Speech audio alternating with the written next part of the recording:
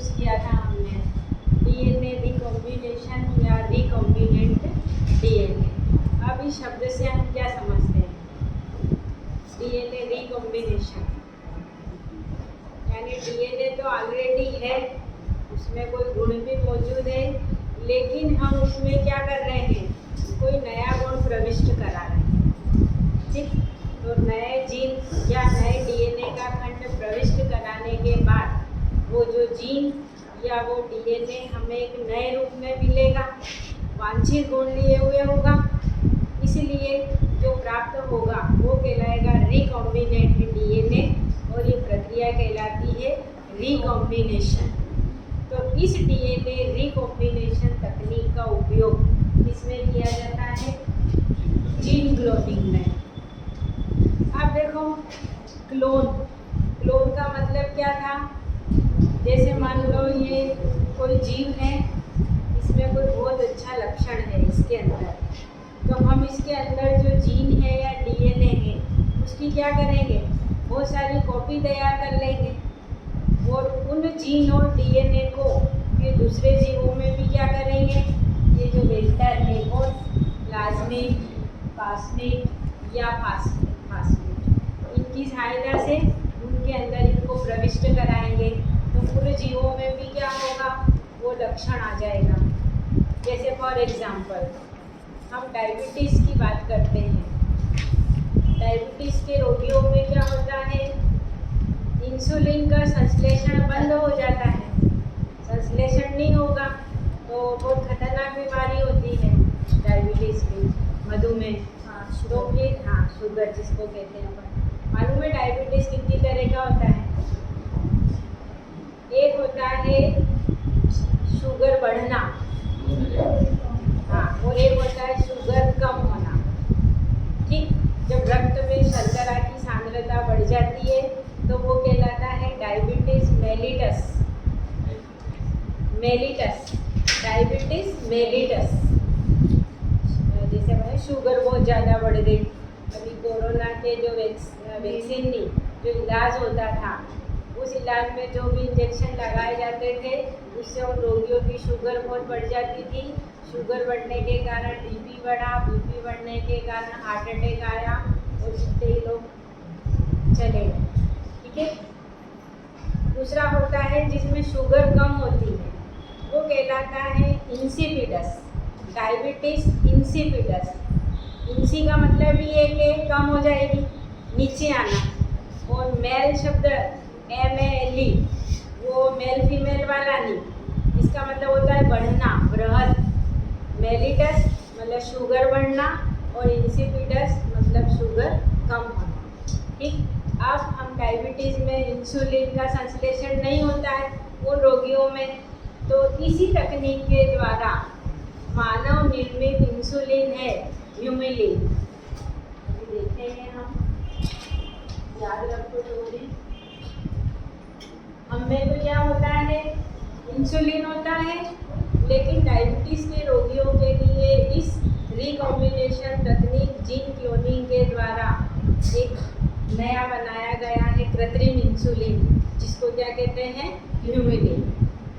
ठीक है। अब देखो हम यहाँ आते हैं कि ये जीन क्लोनिंग या पुनर्योगस तकनीक आखिर क्या है। लिखा है हमने पुनर्योजित डीएनए खंडों को तैयार करने की विधि, यानी डीएनए के अंदर कोई अच्छा वांछित लक्षण मिला दिया तो जो बहुत सारी कॉपियाँ तैयार हो रही है वो क्या कहलाएगी? Technique gene cloning. क्योंकि डीएनए कहाँ होगा? जीन के अंदर ही तो होगा, इसीलिए हमने इसको क्या कहा? Gene cloning. अब आगे आते हैं, इस प्रोसेस में हम क्या करते हैं? ठीक, तो सबसे पहले आइसोलेट करना रहेगा डीएनए अणु को, तो लिखा हमने विविध डीएनए अणु, आप यहाँ देख सकते हैं। जहाँ भी वांछित लक्षण या हम चाह रहे हैं कि ये जीवों के लिए उपयोगी लक्षण है, उसको हम क्या करेंगे? आइसोलेट कर लेंगे। ये लिखा हमने विविध डीएनए अणु। इसकी क्रिया किससे कराते हैं? Plasmid DNA. क्या देख पा रहे होंगे, एक सामान्य कोशिका है ई कोलाई, बताया था सबसे ज़्यादा जो एक्सपेरिमेंट हुए हैं ई कोलाई बैक्टीरिया के ऊपर हुए हैं। ये क्या है यहाँ पर प्लाज्मिड। ठीक, अब आगे देखिए, अब हमने इन दोनों को अलग कर लिया। अब इनको हम क्या करा रहे हैं, मिलाएंगे। देखते हैं हम अभी मिलाने के बाद क्या हुआ, उनका हम क्या कराएंगे, डुप्लीकेशन कराएंगे, असंख्य अरबों खरबों प्रतियां प्राप्त कर लेंगे। ये लिखा कि डुप्लीकेशन कराकर वांछित डीएनए की असंख्य प्रतिलिपि तैयार कर लेते हैं, और इसके बाद जो प्राप्त डीएनए वो क्या कहलाएगा, क्लोन डीएनए, और ये तकनीक क्या कहलाएगी, जीन क्लोनिंग। डेफिनेशन क्लियर है। अब आप लोग देखिए इसका डायग्रामेटिकली कि ये चीज़ जो मैंने यहाँ पर लिखी है उसको हम किस तरीके से, अब recombination of DNA, recombinant DNA technique या जीन क्लोनिंग, कोई सा भी प्रश्न आए आप यही लिखोगे, एक ही मीनिंग होता है। ठीक है, अब आप देखिए यहाँ पर जो भी एक जीवाणु कोशिका है, ई कोलाई की बात कर रहे हैं हम। इस ई कोलाई में मालूम ही है हमको प्लाज्मिड डीएनए भी होता है और सामान्य बैक्टीरियल डीएनए दिख रहे हैं, और गुणसूत्र के अलावा जो दूसरा डीएनए होता है वो अतिरिक्त गुणसूत्रीय वंशागति को प्रेरित करता है। अब हमने इसको क्या करा, आइसोलेट कर लिया और इसका क्या कर लिया, शुद्धिकरण कर लिया। फिर हमने बात करी थी आणविक कैंची, रासायनिक कैंची, इसको कहते हैं रेस्ट्रिक्टेस एंडोन्यूक्लियस, या शुद्ध हिंदी में कहते हैं डीएनए प्रतिबंधी रेंजाइम। उसकी सहायता से हमने इस प्लाज्मिड डीएनए को क्या करा, तोड़ लिया।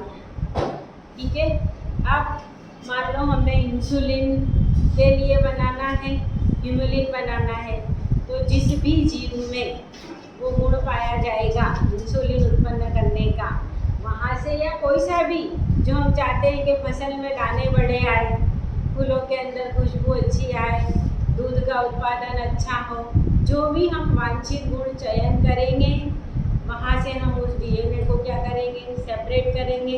इसलिए लिखा हमने यहाँ पर क्या, विदेशी डीएनए, और इसकी भी हमने क्या करी, बहुत सारी प्रति तैयार करी। ठीक है, अब इसको भी हमने आइसोलेट कर लिया। अब देखो हमने इसको तोड़ा था, यहाँ से खंड अलग किया था। अब इस वाले खंड को जो हमने पृथक किया है, इसको लाइगेज एंजाइम की सहायता से क्या करेंगे, डीएनए लाइगेज लिखा है मैंने यहाँ पर, या लिखेंगे अपन डीएनए लाइगेज। इस एंजाइम की सहायता से हम इन दोनों को क्या करेंगे, यहाँ पर जोड़ देंगे, ये जुड़ जाएंगे। ठीक, ये वाला खंड विदेशी डीएनए खंड जो वांछित गुण लिए होता है, और ये भी प्लाज्मिड डीएनए लिखा है हमने रिकॉम्बिनेंट वेक्टर, यही वेक्टर का काम कर रहा है। अब यही वेक्टर क्या करेंगे, एक कोशिका से दूसरी कोशिका में, अब ये वाली कोशिका नहीं है, दूसरी कोशिका ई कोलाई की, उसके अंदर इसको पहुंचाएंगे। अब डीएनए का तो नेचुरल गुण ही है कि उसके अंदर क्या होता है, डुप्लीकेशन होता है, तो इसके अंदर प्रविष्ट कराया हमने, कोशिका को तोड़कर और इसको अंदर डाला। फिर बाद में रिप्लिकेशन होकर क्या होगी, इसकी असंख्य प्रतियां तैयार हो जाएगी।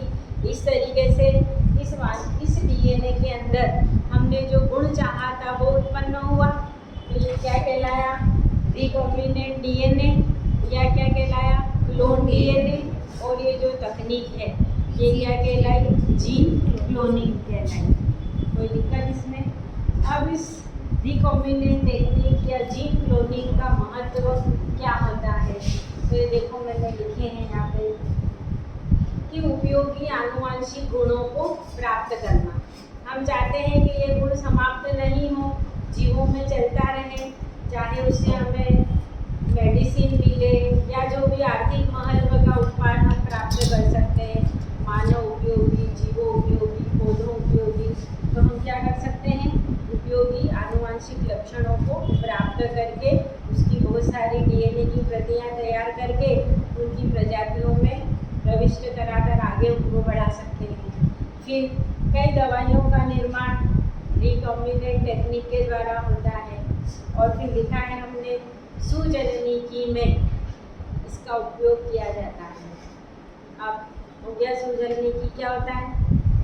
बोल दिया मैंने, यहाँ सूजलनिकी में उपयोग किया जाता है। सूजलनिकी क्या होता है एक्चुअली?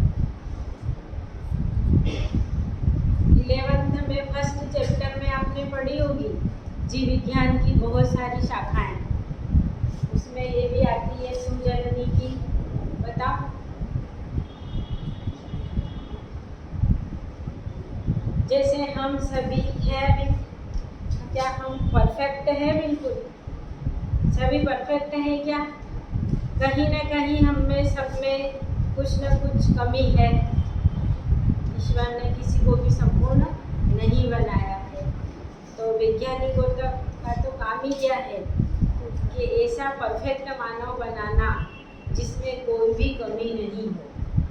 हमें है, किसी में भगवान ने क्या कमी रखी तो किसी में क्या रखी, लेकिन वैज्ञानिक क्या करते हैं? मानव जाति में जो भी सुधार करके एक नए और उच्च कोटि के मानव बनाने का प्रयास किया जा रहा है। तो जीव विज्ञान की वो शाखा जो मानव जाति में सुधार करके उन्नत किस्म के मानव बनाने के प्रयास कर रही है, वही शाखा क्या कहलाती है? सूजलनिकी। लेकिन ऐसे कोई प्रयास सफल नहीं होते। प्लीज सब वो तो बना दे, सब अपना ही क्लोन बना के रख दे, तो फिर प्रकृति में क्या होगा? असंतुलन नहीं होगा। सब अपने जैसे बहुत सारे बनवा लेंगे, होगा कि नहीं होगा? तो ऐसी कोई मतलब कानूनी रूप से बस सुधार, मतलब जैसे किसी में कोई रोग उत्पन्न हो रहा है, हाँ तो वो छोटे मोटे वो चलेंगे, लेकिन पूरी तरीके से क्लोनिंग होना, आप सोचो भेड़, वैज्ञानिक भेड़ का बना सकते हैं, जानवरों का बना सकते हैं, क्या मनुष्यों का प्रयास नहीं करा होगा? आपने तो मूवीज तो देखी है, कौन सी देखी है? हाँ देखी है, उसमें है कुछ ऐसा साइंटिफिकल, हाँ जो भी है मानवर जानवर या काल तो वो क्या है, ये प्रकृति से छेड़छाड़ तो नहीं कर सकते, लेकिन उसमें छोटे मोटे सुधार तो होते रहते, और वो मानव उपयोगी हो, जीव उपयोगी हो, पौधों उपयोगी हो। ठीक है, तो ये वो शाखा है जो जीवों में और मानव जाति में सुधार करके नए और उन्नत किस्म, यहाँ मानव भी नहीं, जानवर भी आएंगे, पेड़ पौधे भी आएंगे।